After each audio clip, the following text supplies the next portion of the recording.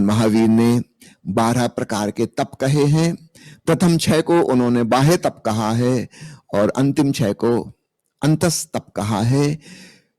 बहुत संक्षेप में उसको भी उजागर करना चाहूंगा, क्योंकि उस संबंध में भी बहुत भ्रांतियां हैं और सदगुरु ओशो ने एक बड़ी स्पष्ट दृष्टि दी है।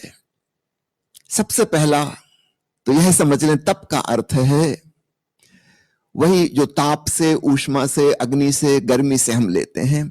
हमारे भीतर एक ऊर्जा शरीर है, एनर्जी बॉडी है, उस पर केंद्रित जो साधना है उसका नाम तप है। याद रखना, इस फिजिकल बॉडी को सताने का नाम तप नहीं है। महावीर सताने के पक्ष में कैसे हो सकते हैं जो कहते हैं अहिंसा परमो धर्मा? हो ही नहीं सकते, असंभव बात है। फिर तप का अर्थ भीतर के उस ऊर्जा शरीर को, जिसको हम एस्ट्रल बॉडी कहें, इलेक्ट्रिकल बॉडी कहें या जो भी नाम दें, उस पर काम करना है। तो फिजिकल बॉडी और आत्मा, इन दोनों के बीच में एक एस्ट्रल बॉडी है, एक सूक्ष्म शरीर है जो ऊर्जा से निर्मित है। उपनिषद के ऋषि जिसको प्राणमय कोश कहते हैं, उस पर काम करना, यह है तप की विधायक दृष्टि। पहला तप है अनशन, भोजन ना करना। इसका क्या उपयोग है, कैसे यह जागरण में मदद करेगा? हमारे शरीर में ऊर्जा प्राप्ति के 2 साधन हैं। एक भोजन से हमें कैलोरी मिलती हैं और दूसरा हमारे भीतर जो संग्रहित कैलोरीज हैं फैट के रूप में, ग्लाइकोजन के रूप में, जब बाहर से मिलने वाली कैलोरी खत्म हो गई तब हमारे भीतर की ही कैलोरी बर्न होना शुरू हो जाती हैं। तो 2 सिस्टम हैं ऊर्जा प्राप्ति के, भोजन के द्वारा और दूसरा फैट के द्वारा। समझो आपने डिनर लिया रात को 6 बजे, करीब करीब 14 घंटे बाद, सुबह 8 बजे के बाद उसकी सारी ऊर्जा चुक चुकेगी, खत्म हो जाएगी। इसके बाद अब आपका शरीर के अंदर संग्रहित ऊर्जा, पुराने भोजन से इकट्ठी हुई ऊर्जा, वह जलना शुरू होगी। बीच में एक गैप आएगा। ये 2 सिस्टम हैं, एक सिस्टम बंद हो रहा है अभी, दूसरा सिस्टम शुरू नहीं हुआ अभी। बीच का जो संक्रमण काल है, ट्रांजिशनल फेज, उसमें आपको अपने सूक्ष्म शरीर का एहसास होगा।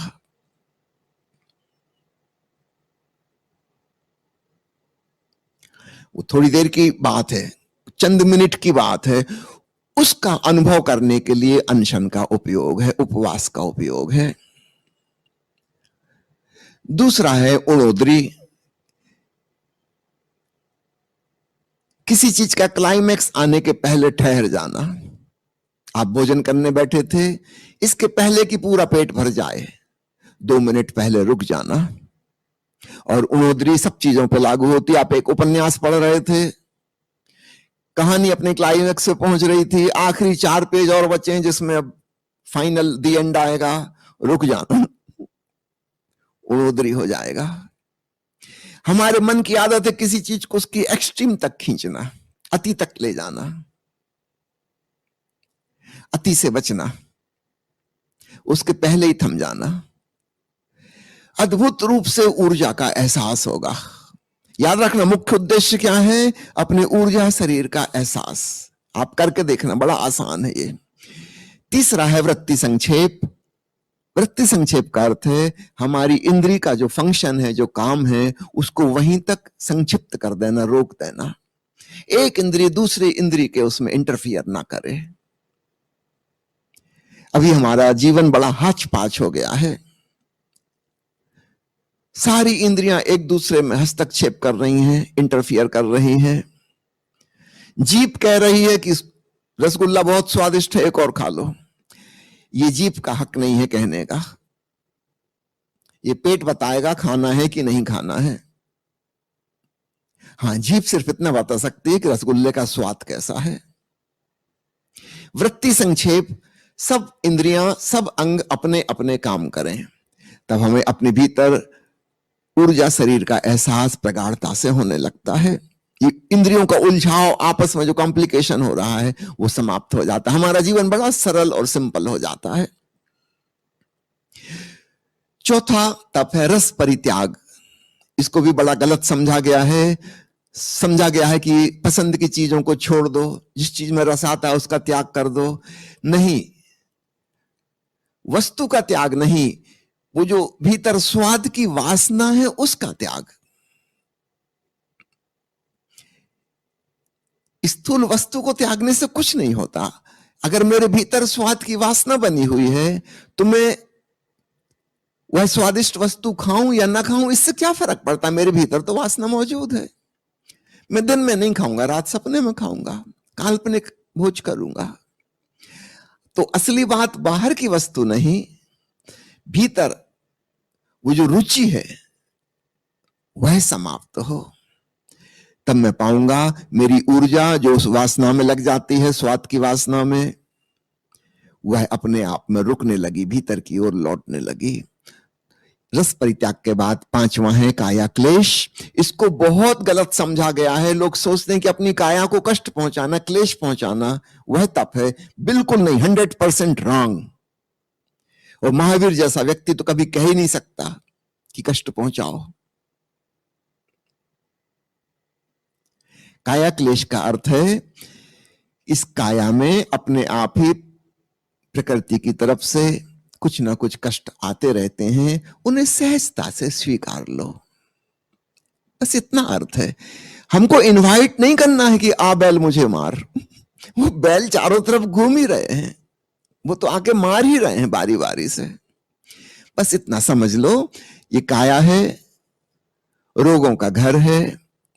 बुढ़ापा आएगा, काया जरा जीर्ण हो जाएगी, बीमारियां बढ़ती जाएंगी, कुछ ना कुछ कष्ट बना ही हुआ है। अब उनको स्वीकार लो, ऐसा है, दिस इज द फैक्ट। शरीर है तो शरीर के साथ उसके कष्ट हैं। कभी भूख लगती है, कभी प्यास लगती है, कभी गर्मी लगती है, कभी ठंड लगती है, कभी रोग आ जाता है, कभी बुखार चढ़ जाता है। ठीक है, उपाय करना, उपचार करना, यथासंभव जो कर सको, लेकिन भीतर से एक स्वीकार भाव रहेगा कि मेरे सारे उपायों के बावजूद भी कुछ ना कुछ कष्ट बना ही रहेगा। यह शरीर दिन प्रतिदिन मृत्यु की ओर अग्रसर हो रहा है, कष्ट तो होंगे ही होंगे। तो कष्ट पहुंचाना नहीं है, लेकिन जो अपने आप आ रहे हैं उनके प्रति एक दुश्मनी का भाव ना हो, उससे लड़ो मत। यथासंभव जो उपचार हो सके ठीक, जो ना हो सके ठीक, स्वीकार लो ताकि तुम रिलैक्स हो जाओ। ये अर्थ है काया क्लेश का। इसके बाद आता है संलीनता। अब संलीनता छठवां बाह्य तप है, यहां से भीतर के आंतरिक तप में प्रवेश का द्वार बनता है। संलीनता का अर्थ है अपने भीतर लीनता। आपने एक शब्द सुना होगा तल्लीनता। वो बाहर के किसी विषय में जब हम डूब जाते हैं, लौलीन हो जाते हैं, उसका नाम है तल्लीनता। एक व्यक्ति कविता लिख रहा है, वो बिल्कुल तल्लीन हो गया, कि कोई पेंटिंग बना रहा है, या एक स्टूडेंट परीक्षा हॉल में बैठ के उत्तर लिख रहा है, उसको पता ही नहीं चला 3 घंटे कब बीत गए। कि कोई सिनेमा टाकीज में बैठा और कहानी में लीन है। तो तल्लीनता हम सब जानते हैं। संलीनता का अर्थ है स्वयं में लीनता। तो उस तल्लीनता का उपयोग करना है अब अपने भीतर। अब यहां से भीतर के तप शुरू होते हैं। सातवां तप है प्रायश्चित। प्रायश्चित को अक्सर पश्चाताप समझ लिया जाता है, बिल्कुल गलत। पश्चाताप का अर्थ होता है कि मुझसे कुछ कहने में, करने में कुछ भूल हो गई, कुछ गलत कर्म हो गया। और प्रायश्चित का अर्थ है मैं ही गलत हूं। जब मैं गलत हूं तो मुझसे गलत कर्म होगा ही होगा। तो सवाल यह नहीं है कि मैं कर्म को बदल लूं, वाणी को बदल लूं, क्षमा मांग लूं।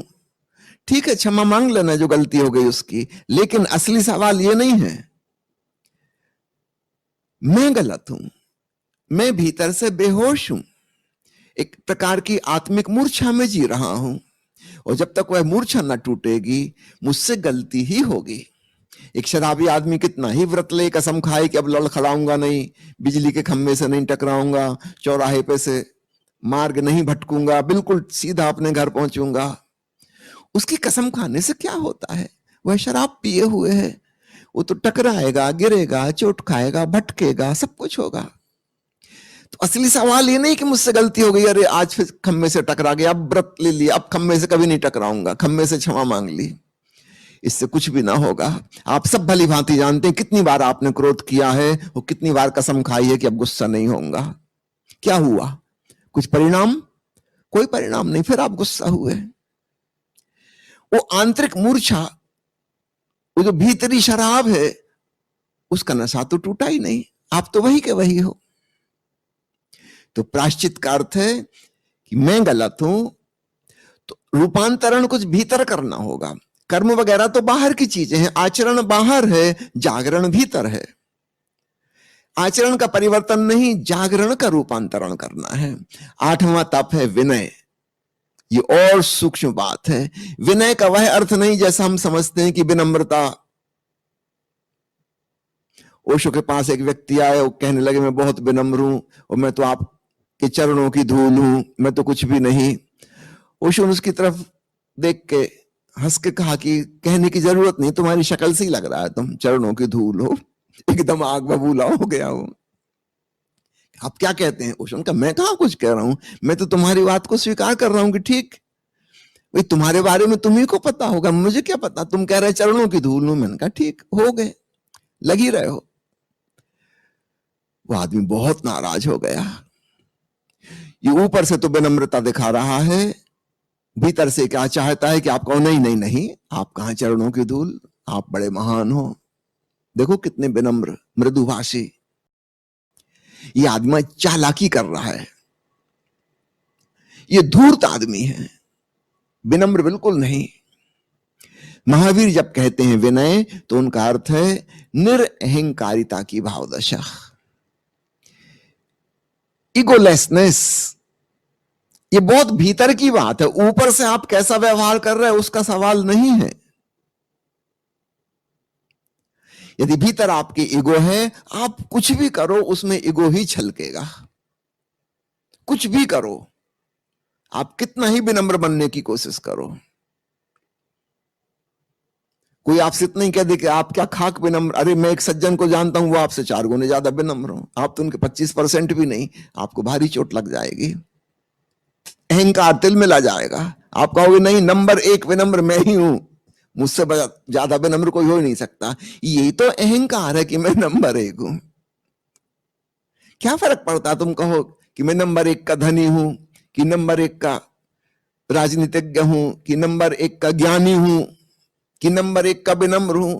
वो नंबर 1 वही तो मुसीबत है।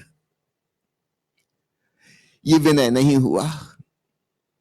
विनय का अर्थ है भीतर से अहम विलीन हो गया। ये तो बहुत गहन जागरण में, ध्यान में घटित होगा, इसको आप साध नहीं सकते। साधना तो भीतर अप्रमाद होगा। इसलिए बार बार आपसे कह रहा हूं कि सूत्र एक ही है, वो है अप्रमाद का सूत्र। इसके बाद फिर आता है वैयाव्रत, यानी उत्तम सेवा। एक सेवा है जो ईसाई मिशनरी करते हैं, वह उद्देश्य प्रेरित है, सेवा करके उनको स्वर्ग पाना है, परलोक में प्रभु के राज्य में प्रवेश करना, इसलिए सेवा कर रहे हैं। वे जिसकी सेवा कर रहे हैं उसको एक्सप्लॉइट कर रहे हैं, उसका शोषण कर रहे हैं, उसके कंधे पर खड़े होकर वो स्वर्ग की सीढ़ी चढ़ेंगे। ये सेवा है कि छुपा हुआ स्वार्थ है? नहीं, महावीर तो पहले ही कह रहे हैं अकाम, अर्थात कोई कामना ना हो, स्वर्ग जाने की कामना भी उसमें आ गई, वो तो हो ही नहीं सकती। फिर महावीर किसको कह रहे हैं उत्तम सेवा? वे कह रहे हैं पीछे हमने जो कर्म किए हैं उनके नियमानुसार, कर्मों की श्रृंखला के अनुसार ऐसा कुछ होगा कि हमारे पिछले कर्मों की निर्जरा होगी। उस रूप में अपने आप ऐसा कोई अवसर आ जाए कि जहां आपके माध्यम से कुछ सेवा हो रही है, तो उसको हो जाने देना। ये बिल्कुल अलग बात है, आप इसका अहंकार की घोषणा नहीं कर सकते मैं बड़ा सेवक हूं, देखो मैंने ये किया वो किया, गरीबों की सेवा कर रहा हूं, क्या शिक्षकों को स्कूल खुलवा दिए, कि ये कर दिया वो कर दिया, कि अस्पताल में जाके कोढ़ियों के पैर दबाता हूं। वो सब अहंकार के आभूषण हैं। महावीर जिसको कह रहे हैं उत्तम सेवा, इसका किसी को पता ही ना चलेगा। हाँ, जीवन में ऐसे अवसर आएंगे जहां स्वाभाविक रूप से आप किसी की सेवा कर रहे हैं, तो इसको ऐसा समझना अपने पिछले कर्मों का हिसाब किताब कुछ पूरा हो रहा होगा। ये ईगो इश्यू, प्रेस्टीज इश्यू तो हो ही नहीं सकता। मैंने पीछे कुछ गलत किया होगा, ये उसका बैलेंस हो रहा है, संतुलन हो रहा है। यह है उत्तम सेवा। इसके बाद फिर आता है अगला तप, स्वाध्याय, स्वयं का अध्ययन।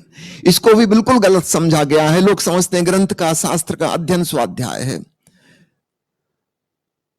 यदि ऐसा कहना होता तो महावीर खुद ही कह देते शास्त्र अध्ययन। स्व अध्ययन क्यों कहा? क्या उनको शास्त्र अध्ययन जैसा शब्द नहीं पता था? उनके राजमहल में लाइब्रेरी नहीं थी, शास्त्र नहीं थे, किताबें नहीं थी क्या? वो जंगल में क्या करने गए 12 साल? वहां तो कोई लाइब्रेरी थी नहीं, कोई किताबें थी नहीं। किस चीज का अध्ययन किया उन्होंने? वो है स्वाध्याय, आत्मनिरीक्षण, स्टडी ऑफ योर सेल्फ। अपने आप को वाच करो। यह तो ध्यान की एक प्रक्रिया होगी। और इसको करते करते करते एक दिन आप पाएंगे एक डबल एरोड कॉन्शियसनेस, साक्षी भाव सद गया। बाहर के जगत का भी एहसास हो रहा है और स्वयं के होने का भी एहसास हो रहा है। यह है स्वयं का अध्ययन। याद रखना, मनोविश्लेषण नहीं। दो कंफ्यूजन है स्वाध्याय के बारे में। कुछ लोग समझते हैं शास्त्र का अध्ययन और कुछ समझते हैं मनोविश्लेषण, अपने मन का अध्ययन नहीं। अगर मन का अध्ययन करना होता तो महावीर खुद ही कह देते मनो अध्ययन। ऐसा तो उन्होंने नहीं कहा। स्वाध्ययन, स्व यानी अपना स्वरूप, अपने चैतन्य, उसका निरीक्षण करना है। मन का विश्लेषण नहीं करना, वो तो मनोविज्ञान के क्षेत्र में आता है, वो अध्यात्म का हिस्सा नहीं है। खूब अच्छे से समझ लें। इसके बाद फिर आता है सामायिक। यह अद्भुत शब्द है ध्यान के लिए। महावीर कहते थे वर्तमान का जो क्षण है यही एकमात्र समय है। पीछे किताब बड़ी प्रसिद्ध हुई है ध्यानियों के लिए, एखार्ट टोले की किताब द पावर ऑफ नाउ। सच पूछो तो ये महावीर के सामायिकी का ही ट्रांसलेशन है। एखार्ट टोले कह रहे हैं वर्तमान के क्षण में ठहर जाओ, न भूत न भविष्य, यह पल ही सब कुछ हो जाए। न पीछे का कल, न आने वाला कल, दो कलों के बीच में वर्तमान का ये पल, आत्मरमण की अवस्था उपलब्ध हो जाती है। उसका नाम है सामायिक, उसका नाम है समाधि। ऐसा शब्द कभी भी पहले प्रयोग नहीं किया गया। सामायिक, समय में ठहर जाना। आत्मा को महावीर ने नाम दिया समय। एक बात और कहना चाहूंगा, महावीर के कंटेम्पररी थे भगवान, उन्होंने भीतर के उस अनुभव को नाम दिया आकाश, शून्य, नथिंगनेस। शायद आपको लगता हो कि दोनों अलग अलग बातें कह रहे हैं। आधुनिक विज्ञान के परिप्रेक्ष्य में करीब करीब 100 साल पहले द प्रिंसिपल ऑफ रिलेटिविटी खोजा गया और अल्बर्ट आइंस्टीन ने सिद्ध किया कि समय और आकाश दो अलग अलग बातें नहीं हैं। वो पुराना कंसेप्ट कि टाइम और स्पेस अलग अलग हैं, बात खत्म हो गई। आज की वैज्ञानिक दृष्टि में टाइम और स्पेस एक ही है। इसलिए नया शब्द गढ़ा गया जिसको हम कहें स्पेसियो टाइम, हिंदी में दिक् काल या समयाकाश, कंबाइंड एक शब्द, दो शब्द अलग अलग नहीं, बीच में हाइफन भी नहीं। आइंस्टीन ने सिद्ध किया गणितीय आधार पर और प्रैक्टिकली बहुत सारे प्रयोग करके कि समय जो है वह स्पेस का चौथा आयाम है। सामान्यतः हम समझते हैं 3 डायमेंशनल स्पेस, ये मेरी 3 अंगुलियां हैं एक दूसरे से 90 अंश का कोण बनाती हुई, ये 3 डायमेंशन है। एक वर्टिकल ऊपर नीचे, एक आगे पीछे और एक आजू बाजू बाएं दाएं, 3 डायमेंशन। चौथा डायमेंशन समय है। तो पुरानी बात को भूल जाइए कि समय और आकाश भिन्न भिन्न है। महावीर और बुद्ध की बात बिल्कुल एक है। उन्होंने एक एस्पेक्ट पकड़ा, कहा भीतर एक शून्य आकाश है। महावीर ने उसी को कहा समय। ओशो इसको संक्षेप में कहते हैं अभी और यहीं, हियर एंड नाउ। तो सिर्फ नाउ वर्तमान कहना भी उचित नहीं है, उसके साथ हियर जोड़ देना बहुत उपयोगी होगा। हियर एंड नाउ, अभी और यहीं, यह साधना का सूत्र है। और अंतिम तप महावीर की भाषा में आता है कायोत्सर्ग, अर्थात काया को भी उत्सर्ग करने की तैयारी। शरीर के पार वो जो सूक्ष्म शरीर एस्ट्रल बॉडी की मैंने कहा, जब आप उसके अनुभव में डूबेंगे, अचानक आप पाएंगे इस स्थूल शरीर से, फिजिकल बॉडी से एक डिस्टेंस निर्मित हो गई। तो उस समय घबरा मत जाना। इसलिए कायोत्सर्ग की बात आपके मन में पहले से बैठी हो। एक समय ऐसा आएगा, ध्यान करते करते आप अचानक पाएंगे कि अरे वो रहा शरीर और मैं अलग थलग हूं, मैं तो कोई और ही हूं। अपने शरीर को ऐसे देख पाएंगे जैसे किसी और को देख रहे हैं। इसकी तैयारी है कायोत्सर्ग। यहां पर पहुंचकर हम अपने साधना की मंजिल को जान लेते हैं। अब अपने वास्तविक स्वरूप का एहसास हो गया। ये 12 प्रकार के तप हैं।